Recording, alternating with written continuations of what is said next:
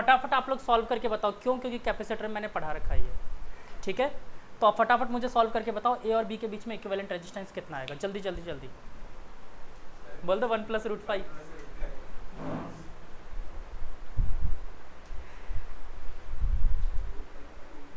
1+√5 आएगा, 1+√5 ओम।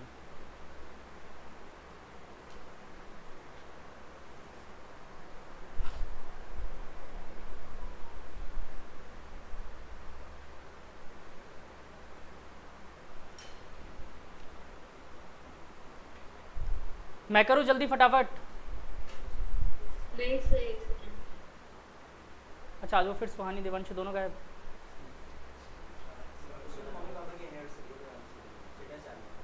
और सुहानी वही पार्टी में गई होगी। पूछो एक बार, सुहानी से पूछो। हाँ वो दोनों साथ में, पता है मेरे को। पहले रोज यही बात करते थे, आज आ रही है नहीं आ रही।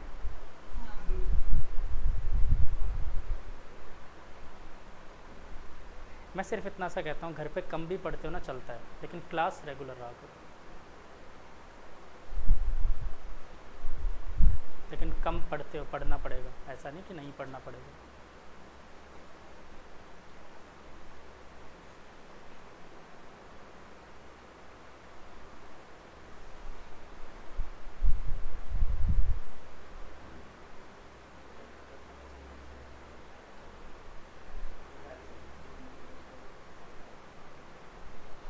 गलत कर दिया, गलती की है।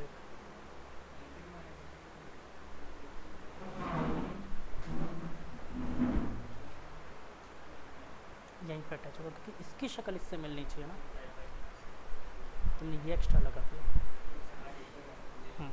ये दोनों नहीं आते बीच में, समझ गए? क्योंकि शक्ल मिला के तोड़ोगे उसको एक्स बोलेंगे ना। समृद्धि बोर्ड पे करना है, जल्दी करो, क्या कर रहे हो जल्दी। आज रुको, आपको पता ही होगा कल आपके पापा मिलने आ रहे हैं, नहीं पता? कल आ रहे हैं, कल आ रहे हैं वो वापस। बात हुई है 2 तारीख आने की।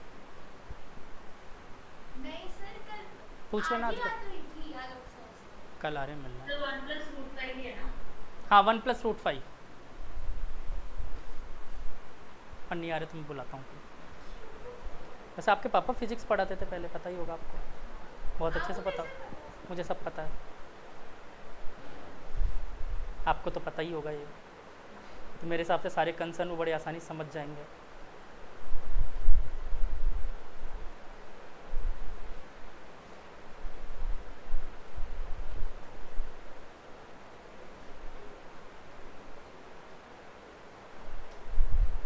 चलो मैं करवा रहा हूँ, देखो देखो बच्चों, मैंने ऐसे बताया था आप लोगों को कि अपन काम करते हैं, पूरे सर्किट का रेजिस्टेंस कितना अज्यूम कर लेते हैं, एक्स अज्यूम कर लेते हैं। तो मान लेते हैं इस पूरे का इक्विवेलेंट रेजिस्टेंस कितना आया, एक्स।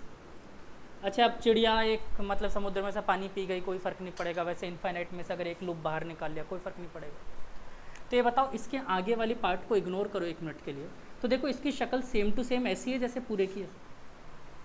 तो यानी इतने पूरे का भी रेजिस्टेंस क्या होगा, यहाँ से यहाँ तक के एक्स होगा। मतलब देखो ये ए 1 ओम 2 ओम एंड 1 ओम, और इसके पीछे वाले पार्ट का कितना रेजिस्टेंस हुआ, एक लूप बाहर भी निकाल लोगे कोई फर्क नहीं पड़ेगा, एक्स ओम होगा। ठीक है, हाँ देख देख के तुरंत छापना चालू, समझ लो फिर। ठीक है, और पूरे का क्या होगा, एक्स। ठीक है, अब बस फटाफट सॉल्व कर दो। ये दोनों कैसे कॉम्बिनेशन में, पैरेलल कॉम्बिनेशन। कितना आएगा equivalent resistance, 2x/2 + x। Parallel में ऐसे सॉल्व होता है ना, रेसिप्रोकल कर देते हैं, 1/2 + 1/x। और ये दोनों सीरीज़ में अब इसके साथ तो ऐड कर दो, 1 + 1 that must be equal to x होगा। अब इसको एलसीएम लेके सॉल्व कर दो, 1 + 1 3।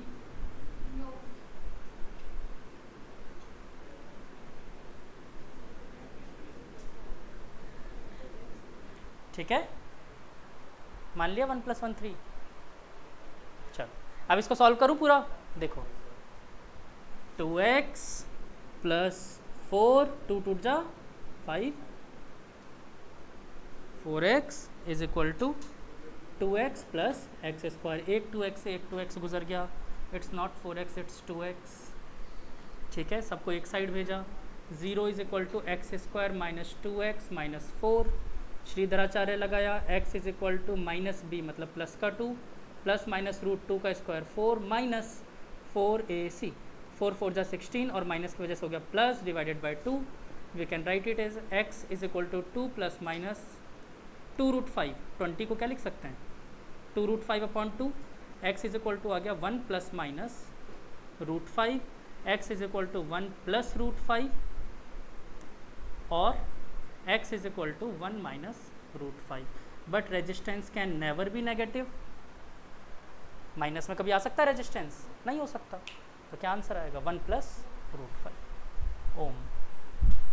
ठीक है, आई होप बहुत आसान क्वेश्चन था।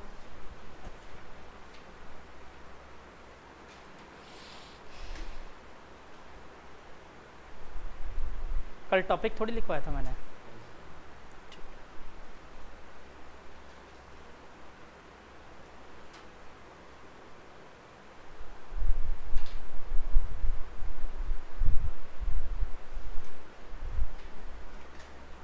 टॉपिक लिखो अब इसके बाद सिमेट्री। अब जो टॉपिक पढ़ाने वाला हूँ इसको गलती से भी बोर्ड के एग्जाम में अप्लाई नहीं करोगे, तो यहीं पे लिख लेना ये चीज़, do not apply in board. हाँ, एक्सिस ऑफ सिमेट्री। अब अपन एक नया टॉपिक स्टार्ट कर रहे हैं, एक्सिस ऑफ सिमेट्री। इसको बोर्ड के एग्जाम में बिल्कुल भी अप्लाई नहीं करना है, मैं फिर से कह रहा हूँ। ठीक है,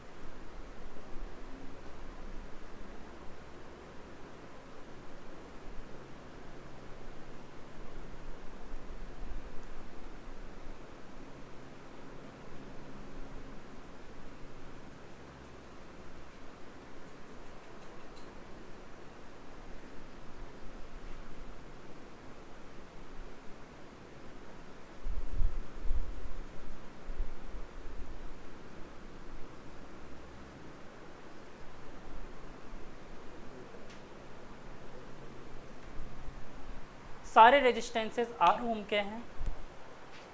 ठीक है, सारे रेजिस्टेंसेस आर ओम के हैं। Find the equivalent resistance between A and B. Question नहीं सॉल्व करना है, मैं सिखा रहा हूँ। वैसे अगर फाइंड करने की इच्छा हो तो करके देख लो।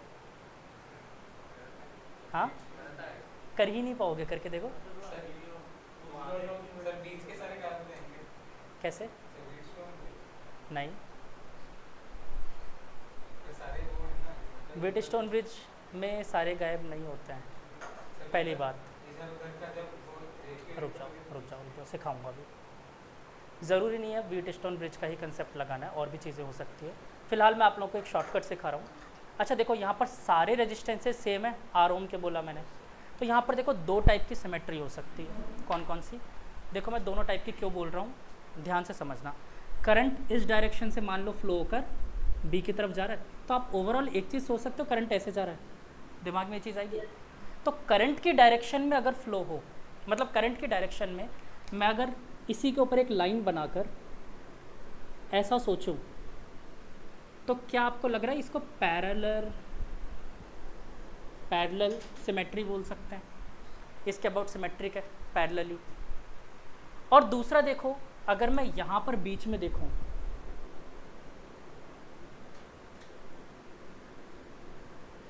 तो क्या मैं इसे परपेंडिकुलर सिमेट्री बोल सकता हूं? हाँ, ए और बी के रिस्पेक्ट में सोच रहे हैं अपन, ठीक है, कि ए से करंट आ रहा है बी की तरफ या फिर बी से ए की तरफ, ठीक है। बोलो ये दो बात बोल सकते हैं। दोनों में ट्रीट करने का तरीका अलग अलग होता है, इसलिए दोनों को एक एक करके लिखते हैं अपन, है ना। तो पहले समझ में आ गया पैरेलल सिमेट्री किसे बोलेंगे, परपेंडिकुलर सिमेट्री किसे बोलेंगे। पहले लिखो पैरेलल सिमेट्री। हाँ हाँ, पहले नेटवर्क बना लो, फिर रुको, पहले पैरेलल नहीं, पहले परपेंडिकुलर करेंगे, ठीक है, फिर पैरेलल देखेंगे।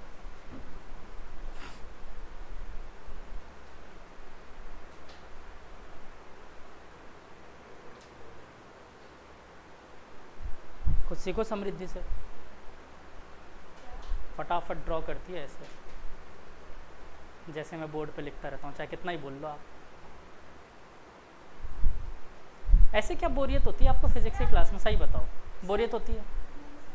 ये रिफ्लेक्शन होता है बेटा बोरियत होने का, क्योंकि मैं एक ही बात सोचो छोटे बच्चों की तरह बार बार बोलता हूँ, मुझे अच्छा लगता है या आपको अच्छा लगता है। और मैं ऐसा क्यों बोलता हूँ, मेरा कोई पर्सनल फ़ायदा है, मैं तो टाइम देता हूँ पूरा।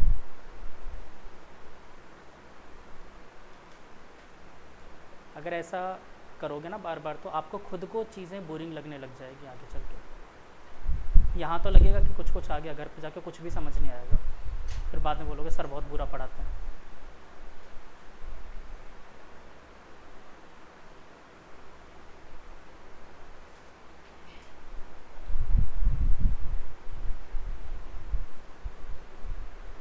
हो गया? पहले लिख लो परपेंडिकुलर सिमेट्री। डायरेक्ट ट्रिक ही लिखवा रहा हूँ क्योंकि इसके कोई थ्योरी टॉपिक का तो सेंस है नहीं, थ्योरी वाला टॉपिक है ही नहीं। बट देखो सिमेट्री होना ज़रूरी है, ऐसा ना हो कि ये आर ओम का है और ये 2R ओम का हो, आप बराबर कर दो उन दोनों को, ऐसा मत कर देना। सेम शक्ल दिखनी चाहिए, मिरर इमेज दिखना चाहिए, परफेक्ट मिरर इमेज होना चाहिए, ठीक है, तभी ऐसा कर सकते हो। तो जो भी परपेंडिकुलर एक्सिस पे रेजिस्टेंस आ रहे हैं सबको गायब कर देना, सिंपल।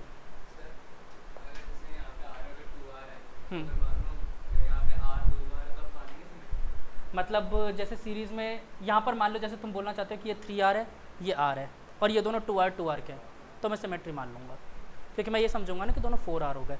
लेकिन उसमें कुछ कहानियाँ ध्यान रखनी पड़ेगी, वो बाद में बताऊँगा, ठीक है। हाँ, लेकिन उसमें कुछ कहानियाँ छोटी छोटी ध्यान रखनी पड़ेगी, वो बताऊँगा कि अभी जैसे पैरेलल बताऊँगा ना, तो इसमें इक्विपोटेंशियल पॉइंट्स होते हैं, तो वो चीज़ समझ में आ जाएगी कि वहाँ पर हर जगह इक्विपोटेंशियल पॉइंट नहीं बोल सकते। परपेंडिकुलर सिमेट्री लगा सकते हो उस सिचुएशन में, पैरेलल सिमेट्री नहीं लगा सकते, ठीक है।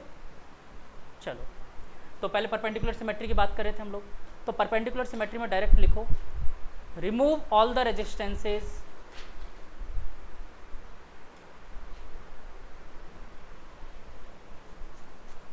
which are present on parallel symmetry, sorry, perpendicular symmetry which are present on perpendicular symmetry।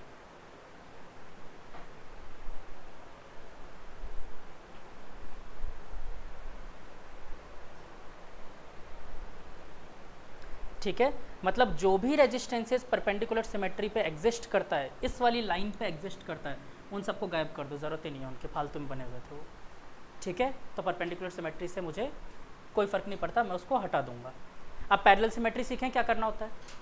देखो अब इसको थोड़ा समझ लो, पैरेलल सिमेट्री को एक बार के लिए समझ लेते हैं। देखो पैरेलल सिमेट्री जब भी एग्जिस्ट करती है ना बच्चों, तो सारे mirror image point equipotential point होते हैं, मतलब ये और ये इक्विपोटेंशियल पॉइंट होंगे, ये वाला और ये वाला इक्विपोटेंशियल पॉइंट होगा, सेम ये वाला इक्विपोटेंशियल पॉइंट होंगे। तो इसका मतलब मैं इसको फोल्ड करके इसके ऊपर रख दूं तो भी बराबर बात है, फोल्ड करके इसके ऊपर रख दूं। और सोचो 1 मिनट के लिए, ये रेजिस्टेंस इसके ऊपर फोल्ड होगा तो कुछ ऐसा दिखेगा, और कहाँ मीट करेगा, यहाँ पर, क्योंकि देखो ये पॉइंट इसके बराबर है और ये वाला पॉइंट इसके बराबर है, फोल्ड करके रखोगे तो इक्विपोटेंशियल पॉइंट ही तो है है ना। तो ये दोनों रेजिस्टेंस एक्चुअली में इसको गायब कर दो और ये क्या हो गया, पैरेलल। सेम इसके ऊपर वाला भी ऐसे ही पैरेलल हो जाएगा। बोलो यस और नो। सेम ये वाला भी हो जाएगा, ये वाला भी हो जाएगा। बात समझ आई? क्या ये वाला भी होगा? नहीं, क्योंकि सिमेट्री लाइन पर है, ये एक बार ही है, ये दो बार नहीं है। ठीक है, तो मुझे अगर ये सर्किट सॉल्व करना है पैरेलल में, तो डायरेक्ट इस वाले को गायब करो और सबके पैरेलल में क्या कर दो, एक एक रेजिस्टेंस लगा दो। मतलब एक कॉमन सेंस लगाओ, सारे रेजिस्टेंस को आधा आधा कर दें। पैरेलल करने का मतलब यही है। अगर ये 10 ओम गिवन होता पहले से, तो हम इसको तो गायब कर देते और इसको 5 ओम रजिस्टर अज्यूम कर लेते, कर सकते थे ऐसा। तो बस हमें यही करना है पैरेलल सिमेट्री में। बात समझ आई? तो लिख लो, in parallel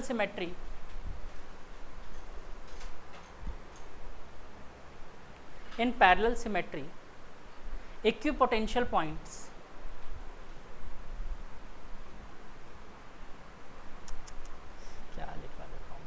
in parallel symmetry equipotential points are the corresponding points। मुझे उल्टा लिखना चाहिए था, corresponding points are equipotential point। ठीक है, अब लिखवा दिया तो लिख लो। corresponding points मतलब जैसे इसका corresponding point क्या है, ये वाला, या मिरर इमेज पॉइंट बोल सकते हो। corresponding के बाद ब्रैकेट में लिख लो मिरर इमेज पॉइंट। ठीक है,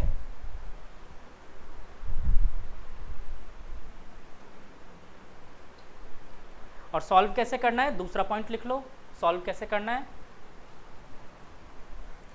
हाँ बेटा, तो ये जो मतलब बीच वाला है वो भी हाफ हो जाएगा? नहीं बेटा, ये वाला तो गायब ही हो गया because of perpendicular symmetry. But in case अगर नहीं हुआ होता तो हम इसको हाफ करते। ठीक है, अगर परपेंडिकुलर सिमेट्री नहीं हुई होती तो। ठीक है,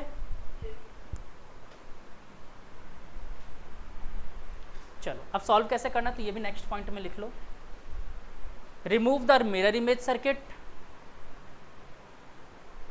remove the mirror image circuit मतलब mirror image line of symmetry से होता है, तो mirror image circuit from line of symmetry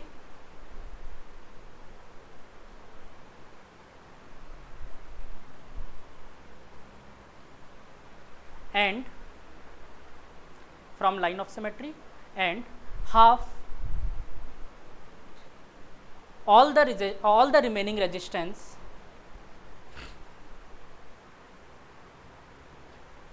which are mirror image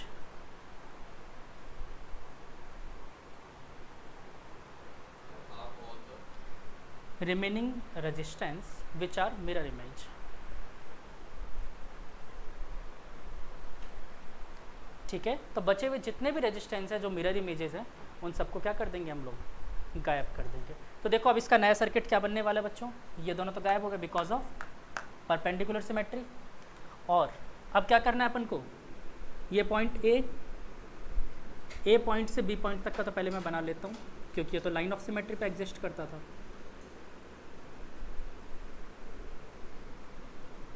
A and B. अब मुझे क्या करना था, एक साइड का गायब कर देना था जो परफेक्ट मिरर इमेज सर्किट था, इसको तो कर दिया मैंने गायब। ठीक, और इन सबको अब बताओ पैरेलल बनाऊं या डायरेक्ट हाफ कर दूं? हाफ कर दूं, तो पहले ये आर के थे, अब क्या कर दूं, r/2। तो यहाँ से एक रेजिस्टेंस निकला r/2, एक और रेजिस्टेंस निकला r/2,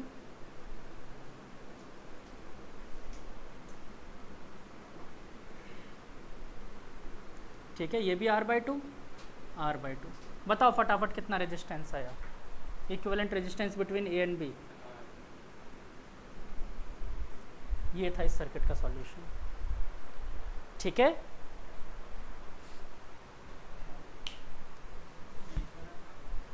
क्या बेटा, ये वाले दोनों परपेंडिकुलर सिमेट्री ने बोला था ना गायब कर दो, परपेंडिकुलर सिमेट्री से दोनों को गायब कर दिया अपन ने।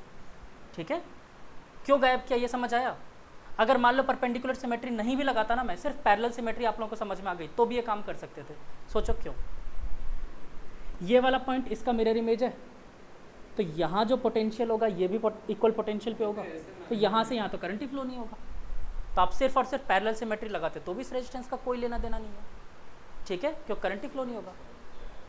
देखो अगर ये दोनों मिरर इमेज हैं सिर्फ पैरेलल सिमेट्री से समझो। तो मिरर इमेज है तो इसका पोटेंशियल जो होगा वही इसका पोटेंशियल भी होगा। तो यहाँ से यहाँ करंट आएगा क्या? दो इक्विपोटेंशियल पॉइंट के बीच में करंट फ्लो होता है? नहीं होता, सिंपल। ठीक है, तो आप ऐसे समझ लो, वरना बेटर है परपेंडिकुलर सिमेट्री समझो, ज़्यादा अच्छा है। क्या? तो उल्टा हो जाएगा, ये पैरेलल सिमेट्री बन जाएगा, इस बार ये वाला पैरेलल बन जाएगा, ये परपेंडिकुलर बन जाएगा। आंसर सेम आना है। ये चारों तरफ से सिमेट्रिकल है, सर्किट मैंने दिया जो है। अभी अगला दूंगा वो चारों तरफ से नहीं होगा। अभी देखते जाओ, आज वो क्वेश्चंस आएंगे जिनको डायरेक्ट नहीं सॉल्व कर सकते थे। आज बढ़िया वाले क्वेश्चंस करवाऊंगा। बोरिंग सही में? मेरा मन रखने के लिए मत बोलना। जब से 12th क्लास में तब से मेरे को दुखी दिखता है फिजिक्स की क्लास में, मुझे देख के अच्छा नहीं लगता है इसको। 11th में मस्त खुश रहता था ये, नहीं दुखी रहते हो। 11th क्लास ज़्यादा बढ़िया थी। एक्चुअली में क्या है कि this is my first year जब मैं पहली बार इलेक्ट्रोस्टैटिक्स और कैपेसिटेंस पढ़ा है, नहीं तो हर बार पहले मैं करंट पढ़ाता था। और इसके पीछे रीज़न होता था साइकोलॉजिकल रीज़न, क्योंकि शुरू में ये दोनों टॉपिक्स आ जाते हैं और बच्चे बोर हो जाते हैं, उनको लगता है 12th क्लास ही ख़राब है। और ये सीरियसली तुम लोगों के साथ हो रहा है अब। और करंट वाला चैप्टर अगर पहले पढ़ाया होता ना तो तुम्हें इंटरेस्ट आने लग जाता। अभी देखते जाओ, थोड़ा बहुत इंटरेस्ट इस चैप्टर में आएगा, फिर इसके अगले चैप्टर में और ज़्यादा इंटरेस्ट आएगा, मैग्नेटिज्म, फिर धीरे धीरे मज़ा आने लग जाएगा फिजिक्स में, फिर वैसे ही आएगा। आगे नहीं बताऊंगा, नहीं अभी, जैसे मज़ा आने लग जाएगा। नहीं वो तो अच्छा है, मस्त है। मॉडर्न फिजिक्स बहुत अच्छी है। अगर मॉडर्न फिजिक्स मैंने स्टार्ट किया तो ये मान के चलो तुम लोगों को बहुत मज़ा आने वाला है, बहुत मज़ा आएगा मॉडर्न फिजिक्स में। मॉडर्न फिजिक्स में एटॉमिक स्ट्रक्चर, न्यूक्लियस, सेमीकंडक्टर,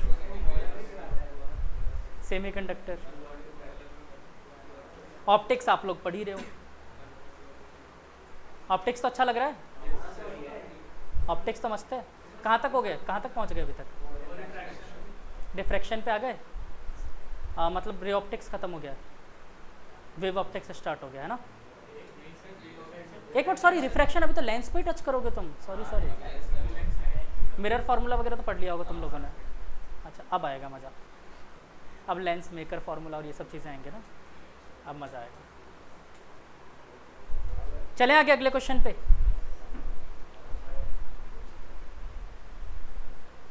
चलो एक आसान सा क्वेश्चन देता हूँ,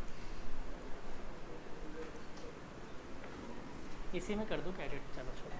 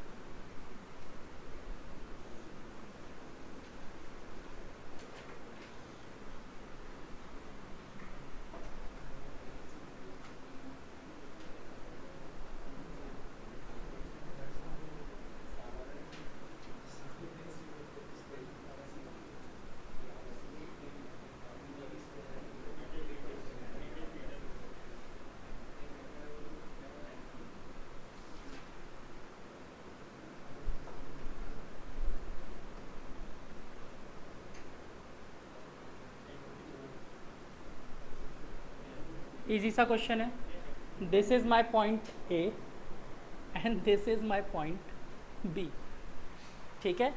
और मज़ेदार बना देता हूँ, R1 R1 R1 R2 R2 R2, इस बार रेजिस्टेंस अलग अलग दे दी, ठीक है। और चलो ये वाले R1 R1 के दे देता हूँ, R1 R1 R1, ठीक है। चलो ट्राई दिस आउट फटाफट। ए और बी के बीच में निकालना, ध्यान रखना, ये रहा पॉइंट ए और ये रहा पॉइंट बी। लगाओ इक्विवेलेंट रेजिस्टेंस, निकालो। अब ये वाले क्वेश्चंस सिर्फ और सिर्फ सिमेट्रिकल से ही कर पाओगे, इसमें कोई लूप मानकर नंबरिंग कर। ये रहा ना बी, ये रहा, मैं रेड कलर से दिखा देता हूँ।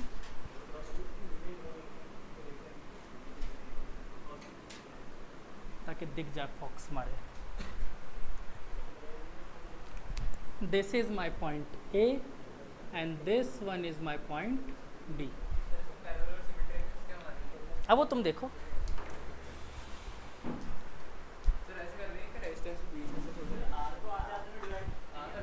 वो तुम लोग देखो। हाँ कर लो, मेरे को कोई दिक्कत नहीं है, मुझे कोई दिक्कत नहीं है। मान लो R1/2 R1/2, कोई प्रॉब्लम नहीं है, बिल्कुल हो सकता है। रेजिस्टेंस लेंथ पे डिपेंड करता है, आधे आधे पे तोड़ दोगे आधा आधा हो जाएगा रेजिस्टेंस।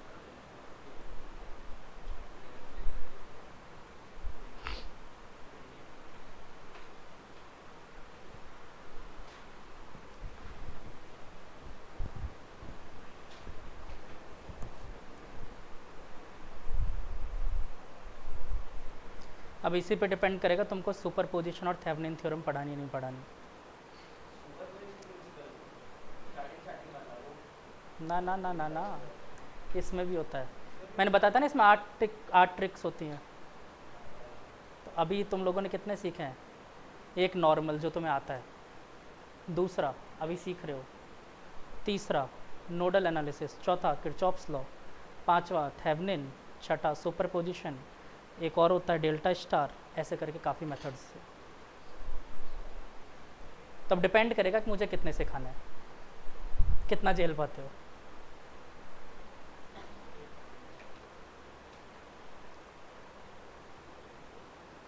तो मेरा आंसर है R1 + R2/2। एक सेकंड में बताऊँ आंसर।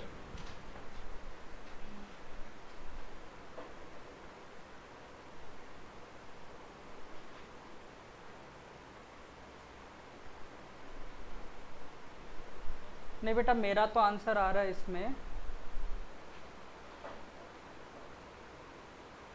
2R1, नहीं सॉरी सॉरी सॉरी, नहीं तो मेरा गलत है। नहीं गलत आ रहा है, आपका आंसर गलत है। हाँ तो मैं इसमें दोबारा करती हूँ करके आप। क्योंकि इसमें आंसर कुछ अलग आएगा, अलग फॉर्म में आएगा। ये सही। मुझे नहीं पता, देख लो।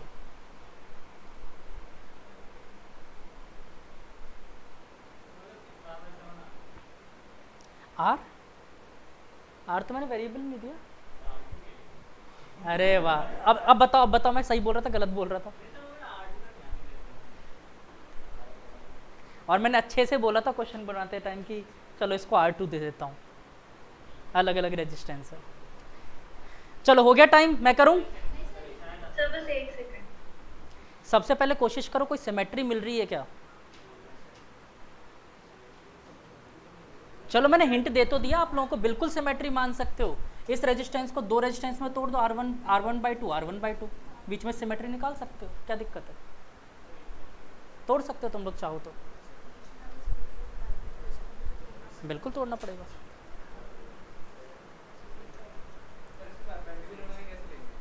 ज़रूरी थोड़ी दोनों लेना, एक से भी काम हो सकता है। परपेंडिकुलर तो तब होता जब मुझे गायब करना होता, मुझे गायब करना ही नहीं है। इसमें परपेंडिकुलर सिमेट्री लोगे तो इसके नीचे वाले ये वाली पार्ट्स गायब होंगे, दिक्कत आएगी उसमें। और इसमें वैसे है भी नहीं परपेंडिकुलर सिमेट्री, वैसे इसमें परपेंडिकुलर सिमेट्री ना ना ना, ऐसे थोड़ी, ऐसे ऐसे नहीं काट सकते। करंट के फ्लो के डायरेक्शन में ही पैरेलल सिमेट्री हो सकती है, करंट के परपेंडिकुलर डायरेक्शन में ही परपेंडिकुलर सिमेट्री हो सकती है, but current is a scalar quantity. क्या पता नहीं, अजीब सा ही आएगा।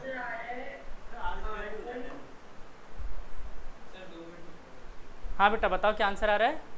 R1 × R1 + R2/2 divided by 2R1 + R2/2। देखता हूँ, हो सकता है सही भी और हो सकता है गलत भी हो, देखते हैं।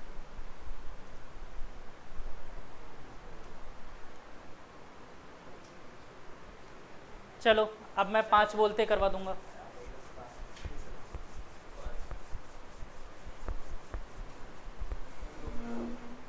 चलो 3 बोलते करवा दूंगा। हाँ देखते हैं, चेक करूंगा अभी।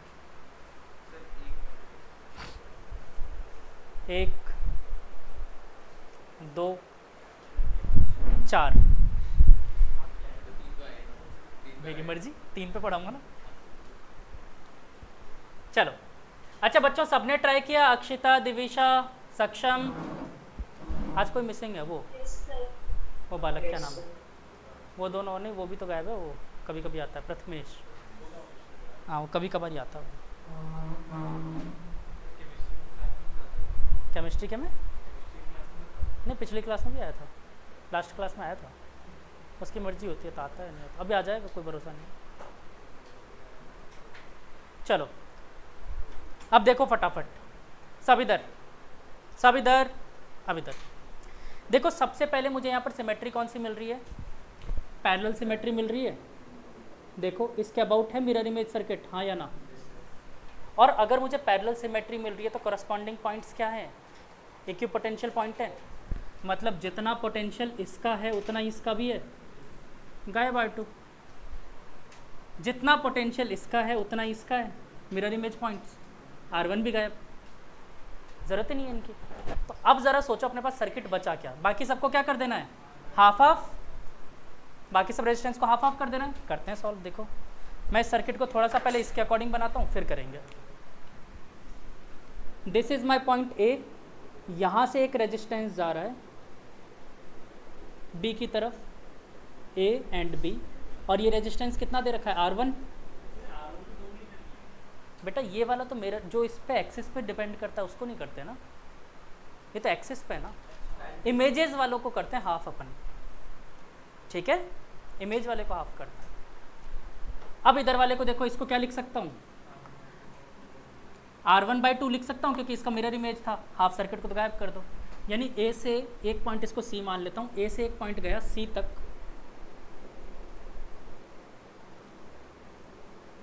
सी तक जिसका रेजिस्टेंस कितना है? R1/2, ठीक है? और सी से एक रेजिस्टेंस गया डी तक, जिसका भी रेजिस्टेंस क्या है बच्चों? R1/2, ये पॉइंट डी हो गया। और डी से एक रेजिस्टेंस गया है बी तक, जिसका रेजिस्टेंस कितना है? R2/2।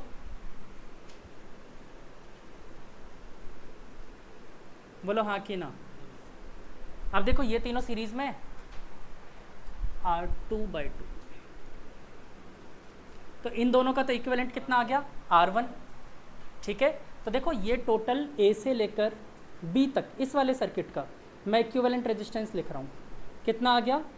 R1 plus R2/2। बोलो यस और no.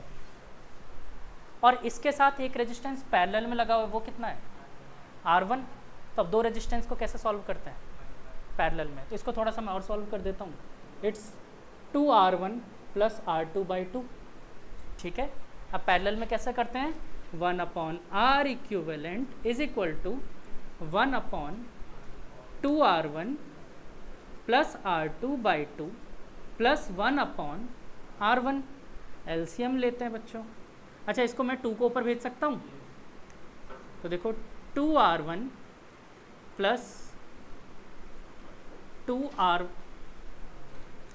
2R1 plus R2 upon R1 into 2R1 plus R2 लिख सकते हैं ऐसा। देखो क्या बन गया बच्चों, ये 4R1 plus R2 upon R1 into 2R1 plus R2। अब रेसिप्रोकल भी तो करना है, ठीक है? तो the final answer is R1 plus 2R1 plus R2 upon 4R1 plus R2। और अगर इन दोनों की वैल्यू देता 10 और 20 तो फटाफट कर देते आंसर, ठीक है? तो ये फाइनल आंसर। चलो वेरी गुड बेटा, गुड। अथर क्यों? बोलो किसको? बेटा कर सकते थे, बिल्कुल कर सकते थे, लेकिन आप सोचो इक्विवेलेंट पॉइंट्स अगर मुझे मिल रहे हैं, इक्विपोटेंशियल पॉइंट, तो इनके बीच में करंट ही फ्लो नहीं होगा ना बेटा। हाँ वैसे ही गायब हो गया, सेम ये दोनों भी गायब हो गए, तो इनकी ज़रूरत ही नहीं है मुझे, ठीक है? थोड़ा सा कॉमन सेंस भी साथ के साथ लेना है। सबको समझ आया हाँ कि ना? लेवल ज़्यादा हो रहा है? सीरियसली बताओ, अगर लग रहा हो तो फिर मैं ड्रॉप कर दो प्लान? आवाज़ आती है मुझे। नालायक।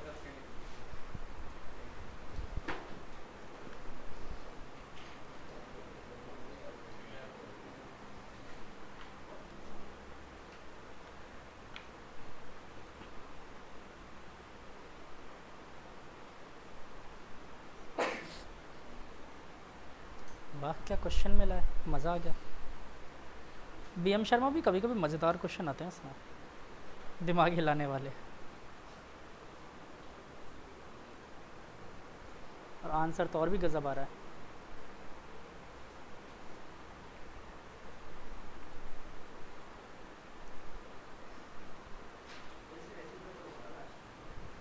तो कर दिया ना रेसिप्रोकल बोरा।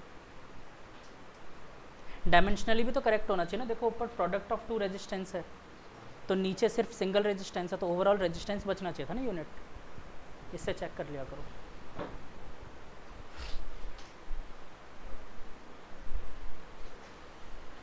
अच्छा, लास्ट पेपर में मैंने कुछ क्वेश्चंस ऐसे दिए थे आप लोगों को जो डायमेंशन से डायरेक्ट हो रहे थे। दिमाग लगाया? दिए थे मैंने, ऐसे दिया था मैंने डायमेंशन वाला। अब इस बार भी दूंगा, डायमेंशन लगाओगे तो गलत हो जाएगा।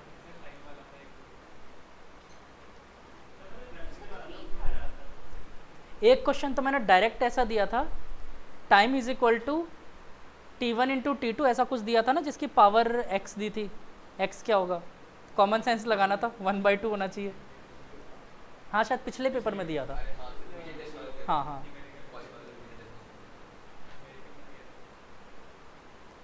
फिर एक आपने एक और दिया था, ग्रेविटी की वजह से एयर एटमॉस्फेयर में रहती है, तो वो वाला इसमें तो फालतू के साइन।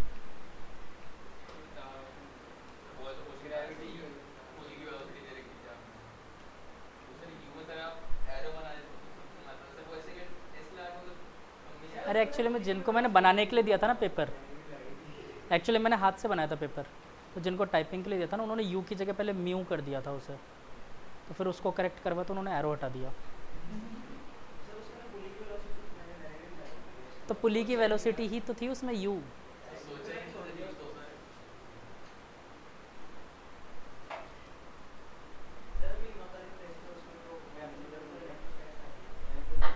Capacitance and इलेक्ट्रोस्टैट्स। अब बनाते हैं पेपर, हाथ से बना रहा हूँ पेपर, देखता हूँ, नॉर्मली दूंगा।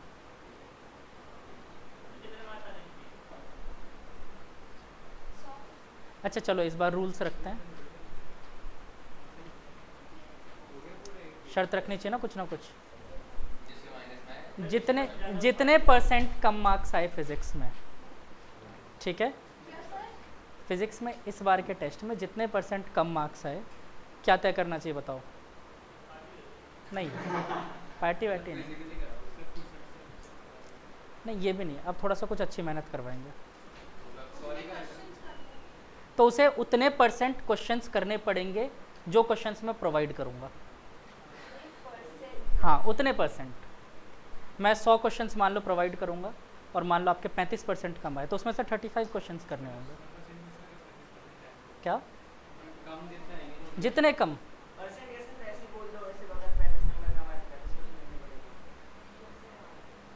सिंपल। और वो क्वेश्चंस मैं दूंगा 100। हाँ मैं एक शीट दूंगा, उसमें से अपनी मर्जी से कोई भी 35 क्वेश्चन, कोई प्रॉब्लम नहीं है, उन्हीं दोनों चैप्टर्स के।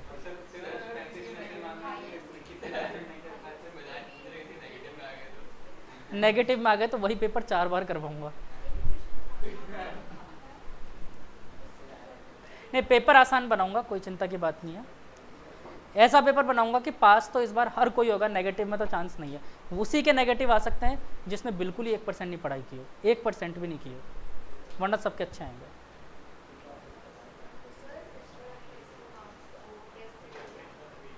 इस बार का जो टेस्ट हुआ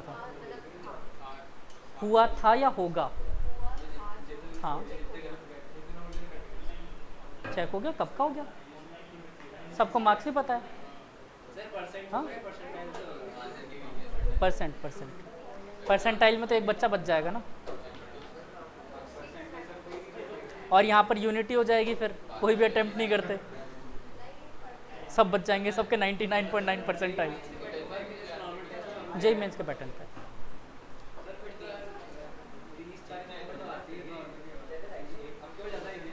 इस बार ज़्यादा आएंगे, इस बार पेपर आसान बनाऊंगा। बाकी मेरे हाथ से बना रहा हूँ पेपर, तो देखता हूँ। इस बार मैं क्या है, इसमें कोशिश करूँगा कुछ पुराने चैप्टर्स मिक्स करने के।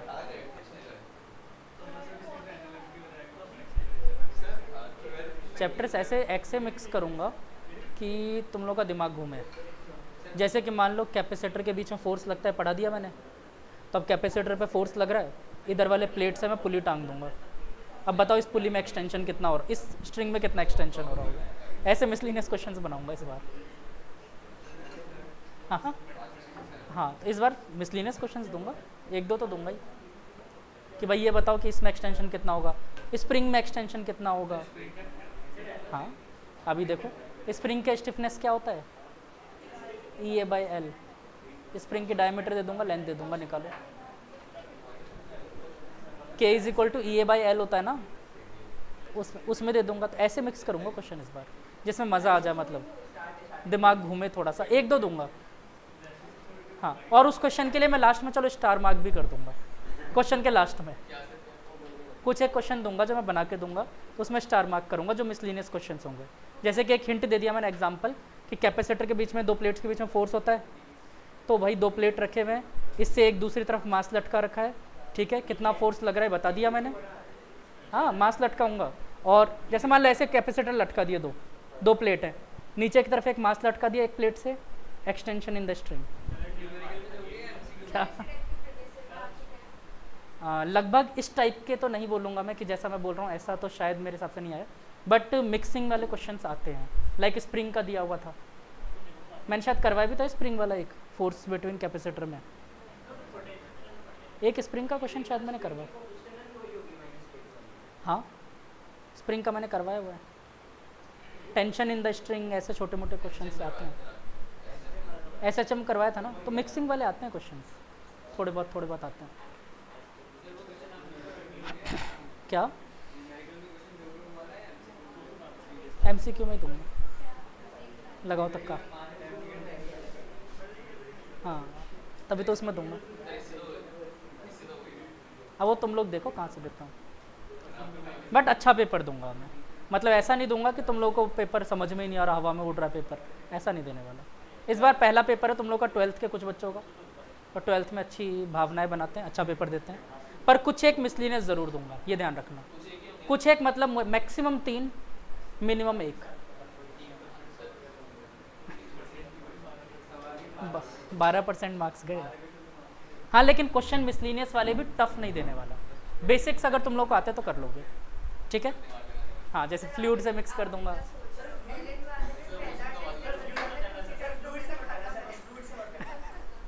फ्लूइड से क्यों, क्या दुश्मनी है? देखो, पहला टेस्ट मेरा मानना है कि ज़्यादा डिफिकल्ट इसलिए नहीं देना चाहिए कि बच्चों का कॉन्फिडेंस टूट जाता है। हाँ, मेरे को मालूम है, होता ही है। और फिर बाद में जाते जाते नॉर्मल पेपर हो जाते हैं उनके।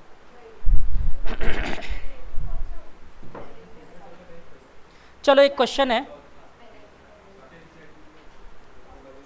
आय हाय, क्या मस्त क्वेश्चन दिया है, मज़ा आ जाएगा।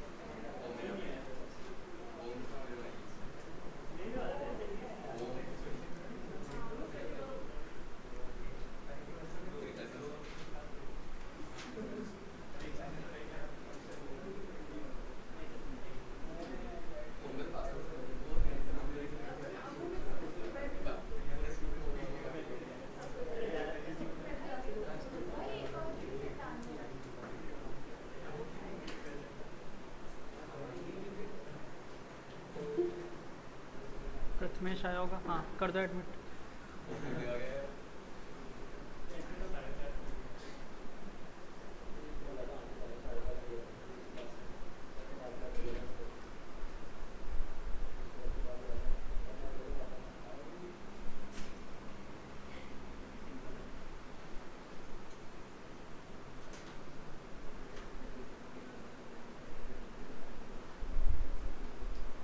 All the resistances of R ohm. हाँ सोच लो तुम लोग, होगा तो वैसे ही कुछ गड़बड़। क्या बेटा? सर एक हाँ ये रहा, ए फॉर एप्पल। नहीं सही बोल रहे हो क्या? नहीं फिर ठीक है। सिमेट्री समझ नहीं आ रही, मतलब समझ नहीं आ रही। नहीं अभी वो तो मैं आ रहा हूँ, समझ नहीं आ रही सिमेट्री। तो फिर ऐसे कैसे हेड डाउन करे थे डायरेक्ट, फिर तो ठीक है। सर प्लीज हाँ बेटा आ रहा है मेरा। वैसे टेंशन मत लो, नहीं आ रहा तो बोलो, आ रहा है ना?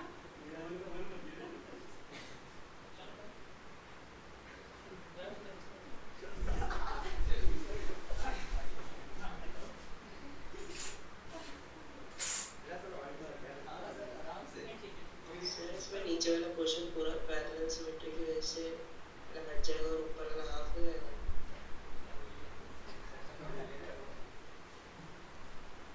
बेटा यही तो सोचना है, यही तो क्वेश्चन है। सोचो, ट्राई करो, मुझे आंसर चाहिए। क्या? नहीं नहीं ऐसा कुछ नहीं है, वही है जो पहले कर रहे थे, कुछ भी नया नहीं है।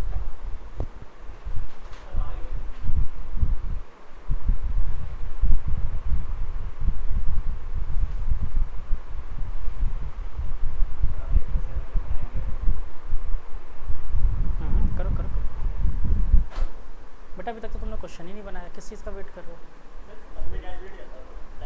अच्छा डायरेक्ट आंसर, AIR1।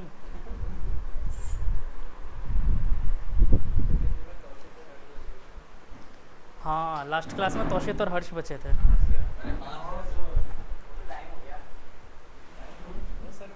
कोई बात नहीं, टाइम हो गया था आज डबल। ये तो अभी लास्ट क्लास हमारा था, उससे पिछली क्लास की बात होगी। सब आर हाँ सारे आ रहे उनके।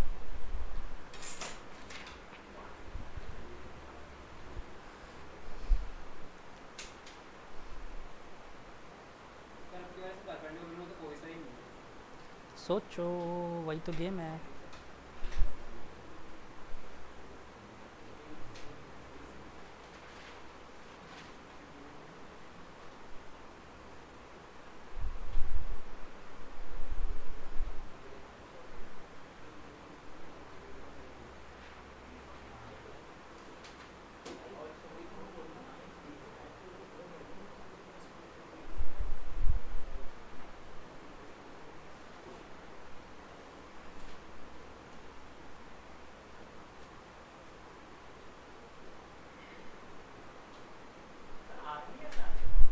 क्या बेटा?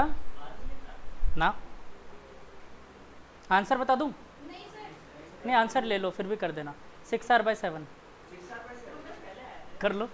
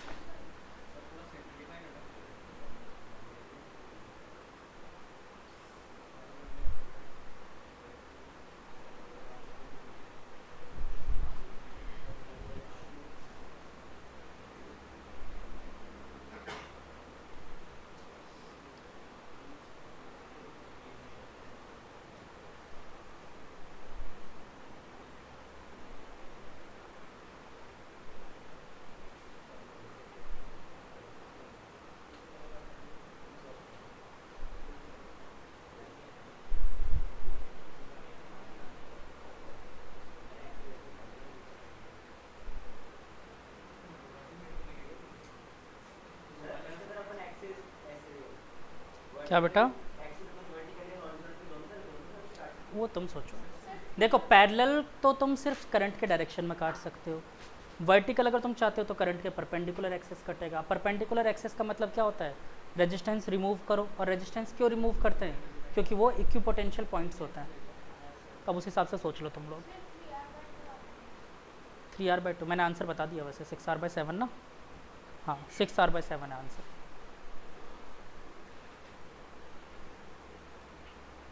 चलो 10 सेकंड और फिर मैं करवाता हूँ।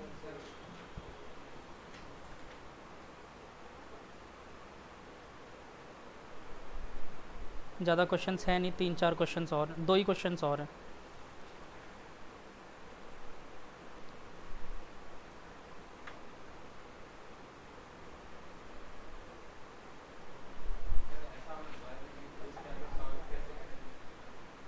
यही तो गेम है। अच्छा चलो हिंट दे दूँ, परपेंडिकुलर एक्सेस में कट करो।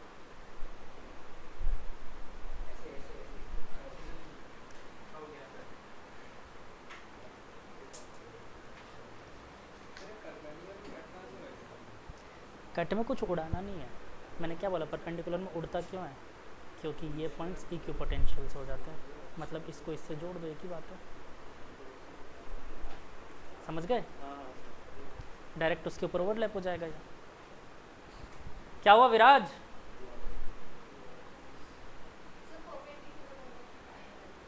पहले पैरेलल में, फिर उसके बाद परपेंडिकुलर में, फिर वहाँ से एक छोटा सा गेम है, वो गेम हो गया तो क्वेश्चन हो गया। नहीं मतलब पूरा आंसर बता रहे हो, हाँ वो हो सकता है, पता नहीं। दिखाओ सॉल्यूशन दिखाओ। अरे कुछ कह रहे हो, तो ये बीच में केसीएल लगाना है क्या? केसीएल अभी क्यों लगा रहे हो, Kirchhoff circuital law, current law, Kirchhoff current law की बात करिए। नहीं बेटा अभी केसीएल क्यों, केसीएल तो पढ़ाया ही नहीं है, अब पढ़ाऊंगा 2 क्वेश्चंस के बाद। तो वही इसमें पैरेलल लगा दिया, उसके बाद वो वही लग रहा है कि कैसे होगा आगे। उसके बाद परपेंडिकुलर वाला लगाओगे, और देखो परपेंडिकुलर में रेजिस्टेंस क्यों रिमूव करते हैं, क्योंकि वो दोनों पॉइंट्स जो परपेंडिकुलर एक्सिस पे डिपेंड करते हैं वो बेटा इक्विपोटेंशियल पॉइंट्स हो जाते हैं। तो अगर वो इक्विपोटेंशियल पॉइंट है तो एक ही जगह पे ज्वाइन कर दो।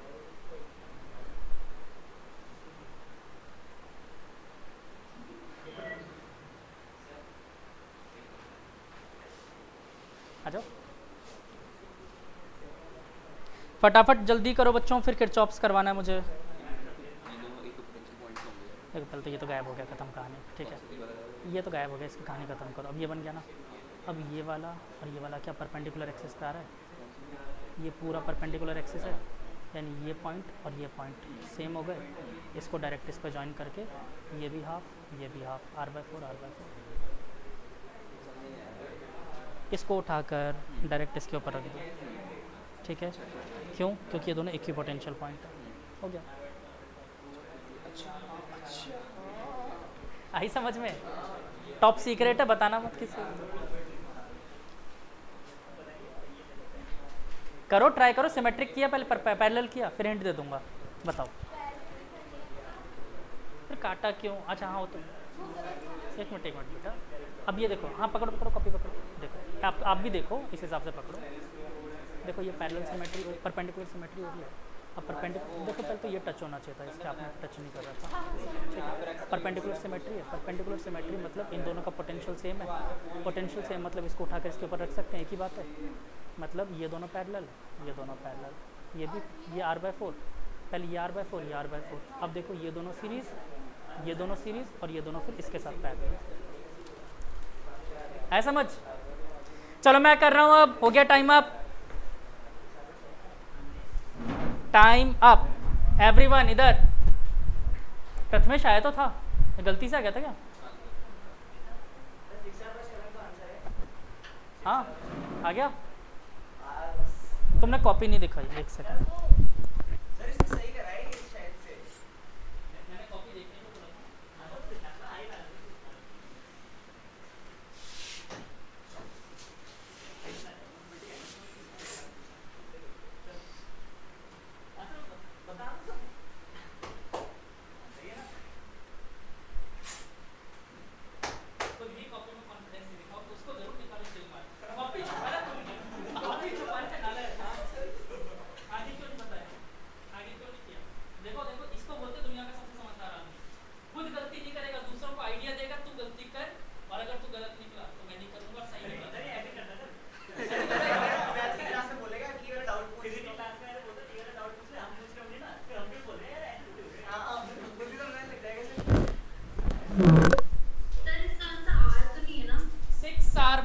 7।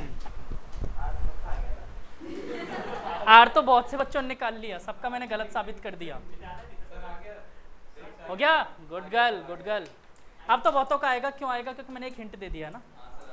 चलो देखो, सबसे पहला काम, अब इधर देखो सब लोग, सबसे पहला काम, क्या ये वाला सबको पैरेलल एक्सिस दिख रहा है? और अगर ये पैरेलल एक्सिस है तो बाकी सारे क्या हो जाएंगे? r/2। नीचे वाला गायब कर दूं, अब इसे मैं एडिट कर दूं फटाफट, तो नीचे वाला तो हटा दो, सारा कहानी खत्म। और बाकी सब क्या हो गए? r/2। तो ये भी r/2, r/2, r/2, r/2, r/2, r, r, और ये r/2। बताओ कोई दिक्कत? अब इधर देख लो सब लोग, बेटा बोलो मत, ध्यान बेटा, इधर मैं समझा रहा हूँ ना, इधर बोलो।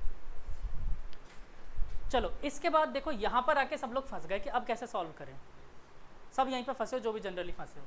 कुछ नहीं करना था। क्या ये परपेंडिकुलर एक्सिस ऑफ सिमेट्री है? हाँ या ना?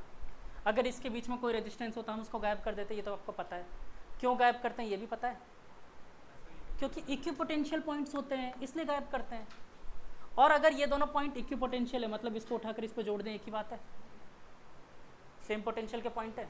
मतलब इस रेजिस्टेंस को इससे एक डायरेक्ट वायर से कनेक्ट कर लो आप। हाँ, एक वायर से कनेक्ट कर लो। अब ज़रा सोचो, क्या ये दोनों पैरेलल हो गए? r/2 r/2, और ये दोनों भी पैरेलल हो गए? हाँ या ना? डायरेक्ट जोड़ा तो सबको समझ आ रही है ये बात? पैरेलल हो गए वो दोनों। पैरेलल हो गए तो क्या मैं ऊपर वाले सर्किट को रिमूव करके, ये बात बोलो पहले, सबको समझ में आ गई तभी मिटाऊंगा, और ना फिर दोबारा बोलोगे बनाना पड़ेगा। Yes sir. दिविशा, अक्षिता, सक्षम, ठीक है। तो इसका मतलब ये वाले रेजिस्टेंस अब क्या हो जाएंगे? r/4 हो जाएंगे, क्योंकि इसके पैरेलल में एक r/2 लग रहा है, इसके पैरेलल में भी एक r/2 लग रहा है। तो ऊपर वाले को तो मैं हटा देता हूँ, इसकी कहानी खत्म।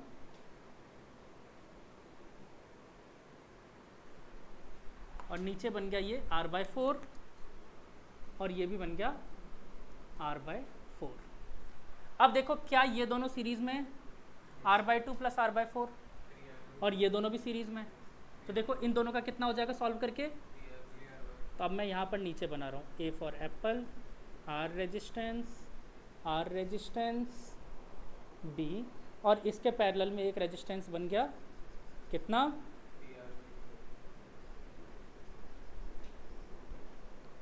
3r/4 मान लूँ? हाँ तो 3r/4, और नीचे वाले क्या थे? R and R। अब पैरेलल सॉल्व करना आता है सबको? करो, कितना आएगा?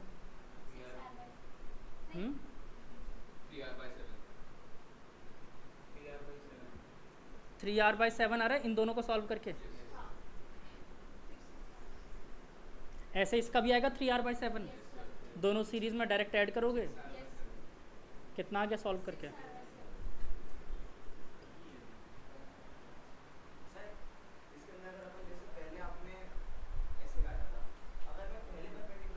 काट लेते, क्या दिक्कत है? हाँ, क्या अच्छी आ रही है बारिश या नॉर्मल है?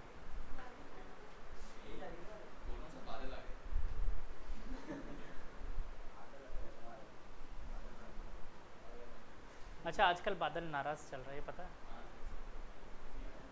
जब से 12th क्लास आई है नाराज़ चल रहा है। 11th में खुश खुश रहता था, है ना? इसलिए 11th में अच्छी खासी बारिश हुई थी। हाँ, हुई तो थी पिछले साल, अच्छी बारिश थी।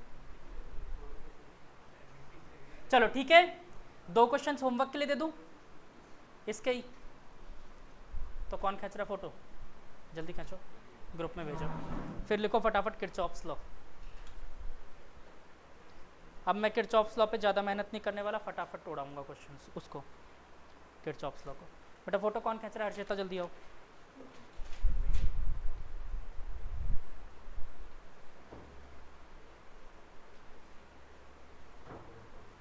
फोटो खींच के भेज दो ग्रुप में। हाँ बस इसमें 2 हो गए ना। एक अगला भी एडवांस का क्वेश्चन है, छोड़ो जाने दो। मतलब वो कुछ खास है नहीं क्वेश्चन, इस वाले ज़्यादा आसान क्वेश्चन है, बस उसको दिखा रखा है कि बहुत डिफिकल्ट है। देख लो ये रखा, ये लिखा हुआ कुछ नहीं है, ये सॉलिड बना रखा है, इस सॉलिड का निकालना है। ठीक है, सिमेट्रिकल लगाना और डायरेक्ट आंसर है। ठीक है, सॉलिड में रेजिस्टेंस बना के नहीं दिया तो लोग घबरा गए क्या हो गया। उसमें सारे एज देख लेना, सिंगेज है ना, देख लेना उसमें।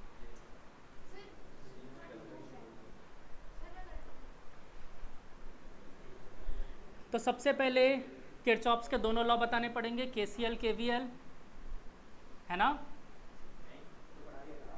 लगता है मुझे बताना चाहिए। किरचॉफ्स करंट लॉ क्या होता है?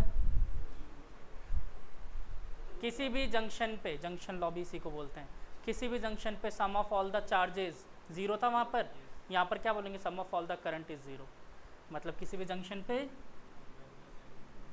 ऐसा ऐसा जितने भी लूप्स हों, मान लेते हैं यहाँ पर I1 I2 I3, 1 मिनट के लिए मान लिया तीनों का डायरेक्शन सेम है, अलग भी हो सकती है, वैसे होगी अलग ही, एक की डेफिनेटली अलग होगी।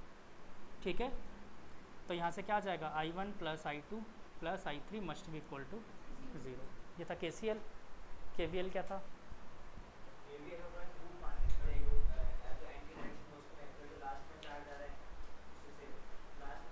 तो मैं इसका डायरेक्ट निचोड़ बता दूं। मैंने बोला था लॉज दोनों किसी काम के नहीं है, मेन काम का क्या है, सॉल्व करने का तरीका। वहाँ पर 2 पैटर्न ध्यान रखने थे और काम खत्म था। क्या क्या ध्यान रखना था तो बता देता हूँ। सेम कहानी है, कुछ भी डिफरेंट नहीं है, जैसा उसमें चार्ज के लिए बोला था बस इसमें क्या बोल देंगे, करंट के लिए। ठीक है, तो एक हाँ जरूरत भी नहीं है। KCL KVL कोई सी बुक है उठा के पढ़ लेना, जो बुक है उस बुक से पढ़ लेना, NCERT से पढ़ लेना। ठीक है, जो भी बुक अवेलेबल है उससे पढ़ लेना, समझ आ जाएगा। KCL KVL में कुछ नहीं है। मैं सिर्फ इसलिए नहीं बता रहा क्योंकि मैंने पहले बता रखा है।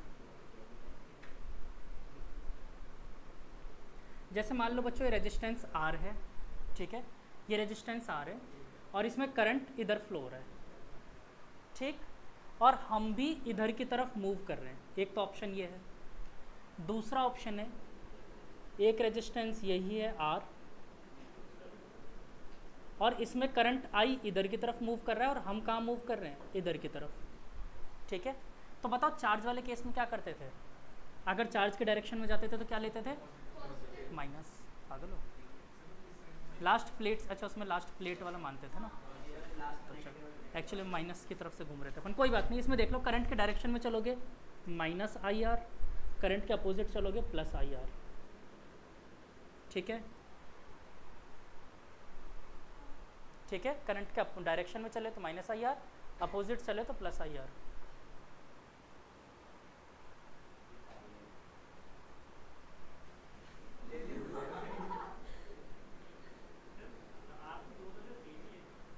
हाँ, तो ये मैंने कहाँ चेंज किया, मैंने बोला कि अगर अपन सर्किट में लूप अज्यूम करते थे ना, याद है लूप, ऐसा लूप अज्यूम करते थे, तो मैंने बोला अगर मैं रेजिस्टेंस के डायरेक्शन में लूप से जा रहा हूँ, मतलब करंट की डायरेक्शन में ही जा रहा हूँ, तो हम क्या बोलते थे उसमें, मतलब अब अपन क्या बोलेंगे -IR, और अगर करंट के अपोजिट चल रहे हो तो +IR।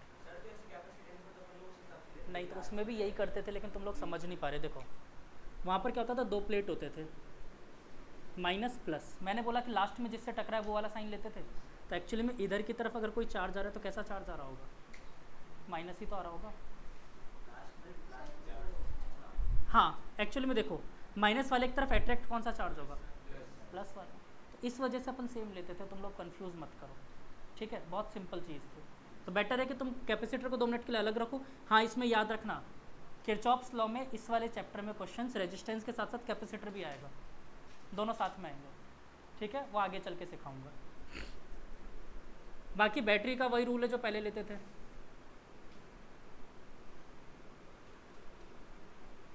लास्ट में जिससे टकराए वो वाला साइन। अगर इधर की तरफ जा रहे तो क्या लोगे, माइनस का ई, इधर की तरफ जा रहे हैं तो प्लस का ई, खत्म। हाँ बेटा, सर एक बार रेजिस्टेंस वाला दोबारा बता दो। बस सिंपल सा कह रहा हूँ, करंट के डायरेक्शन में चल रहे हैं तो माइनस लो, करंट के अपोजिट चल रहे हैं तो प्लस लो, और कुछ नहीं है। आप लोग चाहो तो इसका उल्टा भी ले सकते हो, लेकिन फिर बैटरी उल्टी करनी पड़ेगी। किरचॉफ्स लॉ नहीं, निचोड़ ऑफ किरचॉफ्स। ठीक है, हाँ बेटा। सर आप इसे इसलिए कह रहे थे क्योंकि मतलब हाँ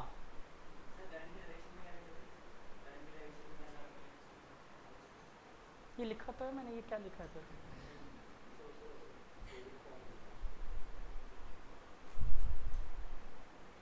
एक्चुअली में कंक्लूजन ऑफ किरचॉफ्स लॉ या how to apply Kirchhoff's law.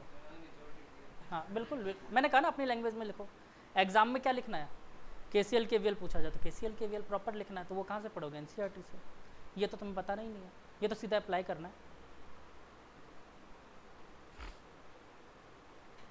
ये मैंने उस वक्त जब पढ़ाया था तब भी बताया था, कैपेसिटर में जब पढ़ाया था क्या बोला था, जैसे केमिस्ट्री में पढ़ते हो फेराडे लॉ, 2 लॉज पढ़ते हो उसके, किसी काम के हैं दोनों लॉज?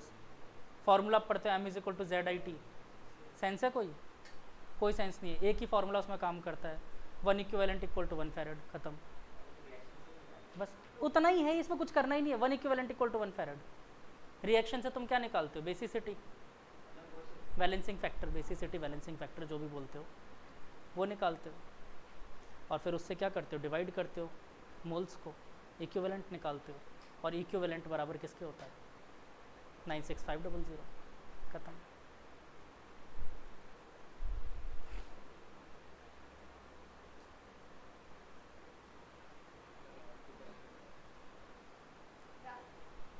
कुछ नहीं, पंचायत सीजन 3 देख रहा था वो। मैदांश, पंचायत सीजन 3 देखा ना बेटा? नहीं देखा? सीजन 2 ही देखा, 3 नहीं देखा अभी तक? हाँ मैं सारे देख लिए, क्योंकि मेरा फेवरेट है वो, मेरे को बहुत पसंद है पंचायत। एक्चुअली बहुत अच्छी लगी। कुछ नहीं, नॉर्मल स्टोरी है, कुछ खास नहीं है। मैंने वेब सीरीज़ ना के बराबर देखे हुए हैं, ना के बराबर वेब सीरीज देखे हुए हैं, जिसमें एक नाम है पंचायत, एक देखा हुआ है फैमिली मैन, हाँ, और एक क्रिमिनल जस्टिस, बस। कोटा फैक्ट्री यूट्यूब पे जब थी तब एक सीज़न देखा था मैंने बस उसका। हाँ एक फ़िलहाल जो मैंने देखा हुआ है लास्ट, वो संदीप भैया देखा था। हीरा मंडी क्या है? मेरे को पता भी नहीं है इसके बारे में। उसके तो वैसे ही देखता, बेवकूफ़ है वो, फर्जी, बकवास लगता है मुझे वो। हाँ यहीं पे आमेर में तो पिटा था, पता नहीं है? आमेर में मारा था उसे। हाँ पद्मावत पहले यहीं पे तो बनाने आया था, पूरी हिस्ट्री तो ख़राब कर दी उसमें। आपको पता है जो इन्वेंटी बाद में हुआ था मिरर, जिस टाइम की स्टोरी बताई जाती है, एक्चुअली बॉलीवुड में सबसे बड़ी कमी पता है क्या है? बॉलीवुड आपको पता है कभी भी कोई फॉरेन अवार्ड तो मिलता ही नहीं है। क्यों नहीं मिलता, कभी सोचा है? ऑस्कर छोड़ो, क्यों नहीं मिलता बॉलीवुड को? सिंपल सा है इनका फंडा क्या है, स्टोरी कहाँ से कॉपी करनी है, या तो हॉलीवुड या टॉलीवुड, यहाँ से स्टोरी कॉपी करनी है। म्यूज़िक में पंजाब कवर हो रहा है, पैसा सिर्फ और सिर्फ खर्च किस पे करते हैं? स्टार कास्ट को। इनकी खुद की कोई स्टोरीज ही नहीं है जो इन लोगों ने बनाई हो, तो इनका कंट्रीब्यूशन है क्या? ड्रेस फॉरेन से कॉपी कर रहे हैं, तो इनका खुद का कंट्रीब्यूशन क्या है? तो उसकी रियल हिस्ट्री काट दी ना, क्योंकि किसी राइटर से पूछा ही नहीं गया, बना दिया जो जो सुनने में आया बना दिया। हाँ आपको पता है यहाँ पर एक हिस्ट्री है बहुत तगड़ी, वो चीज़ कोई आप लोग भी शायद ही जानते होंगे। पद्मावती जिन सैनिक के साथ गई थी ना, जो सेनाध्यक्ष थे इनके, हाँ हाँ हाँ, जिन सेनाध्यक्ष के साथ गए थे, आप उनके बारे में जानते हो? उन्होंने पहले वचन दे के गए थे कि मैं मर भी गया ना तो भी मैं लड़ता रहूँगा, और उनके सर कटने के बाद 10 मिनट तक वो लड़ते रह गए थे। सर कटने के बाद ये इम्पॉसिबल चीज़ जो उन्होंने करके दिखाई थी, और हिस्ट्री में है। इन्होंने जितने भी हिस्टोरिकल मूवी बनाई ना बॉलीवुड ने, सबको बर्बाद कर दिया। पृथ्वीराज चौहान, कितना बकवास बनाया, क्या बना दिया पृथ्वीराज चौहान मूवी को, और क्या थे वो और क्या बना दिया। बस इनको मूवी, उसको अक्षय कुमार को तो सिर्फ मूवी बनानी है, बस उसकी भी स्टोरी पूरी बर्बाद कर दी। तो रियल हिस्ट्री तो पूरी गायब कर दी इन लोगों ने। आपको पता है जो उसमें मूवी में थे ना, क्या नाम से, खैर चलो अभी नहीं बताऊंगा, बाद में बताऊंगा। नहीं, जो जोधा अकबर मूवी में मान सिंह थे, वो जयपुर से बिलोंग करते थे, तो पता ही आपको, मतलब जयपुर उस टाइम था नहीं। जयपुर को पता होगा, जयपुर क्यों कहते हैं? जयपुर तो 1950s के बाद आया, जयपुर था ही नहीं पहले। इसको जयपुर इसलिए बोलते हैं क्योंकि यहाँ पर जयगढ़ का किला था, तो गढ़ को हिंदी में पुर कहा जाता है, तो जयपुर एक्चुअली में जयगढ़ किला है ये, तो इसका नाम है जयपुर। ये पूरा किला है। बोला ये क्या, तो जयपुर का तो एक्सटेंशन में रहते हैं ना अपन जयपुर में कहाँ रहते हैं? हाँ, एक्चुअली में ये जयपुर नाम बाद में अपन लोगों ने अडॉप्ट कर लिया, नहीं तो आपको मैं बताऊँ 1950 से पहले, मतलब 50s के बाद इस तरह पॉपुलेशन आई, नहीं तो सिटी के अंदर थे सब लोग, सिटी के बाहर कुछ था ही नहीं, जंगल हुआ करते थे। ये जो रोड क्रॉस करते हैं ना अपन, मेन रोड, इसके पीछे तो 99 तक गन्ने की खेती होती थी। हाँ, 99 तक गन्ने की खेती होती थी इधर, और अब देखो कितना डेवलपमेंट है।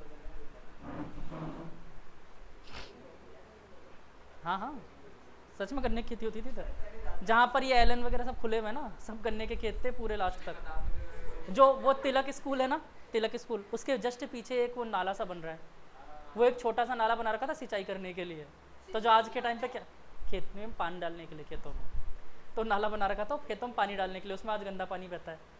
वही 22 कदम वाला। नहीं नहीं नहीं नहीं, ये भी पहले द्रव्यवती नदी ही थी, अब नाला है। एक्चुअली में पहले ये द्रव्यवती नदी ही थी, बाद में इसको नाला बना दिया गया, और फिर इसको द्रव्यवती नदी बनाने की कोशिश की गई, फिर नाला बना दिया।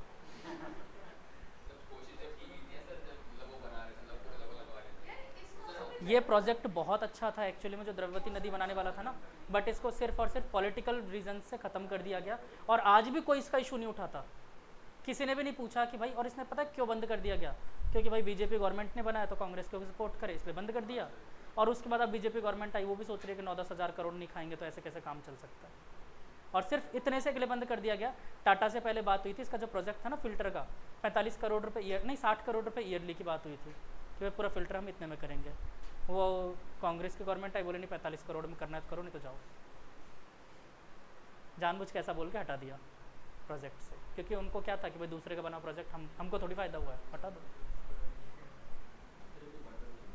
चलो इसके क्वेश्चंस फिर कल नेक्स्ट क्लास में करेंगे अपन, क्योंकि आज होंगे नहीं।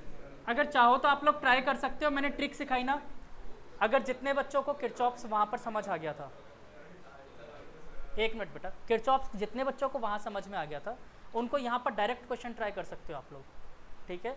कोई सा भी क्वेश्चन उठाओ डायरेक्ट हो जाएंगे, बाकी कोई बात नहीं, मैं नेक्स्ट क्लास में तो करवाऊँगा ही।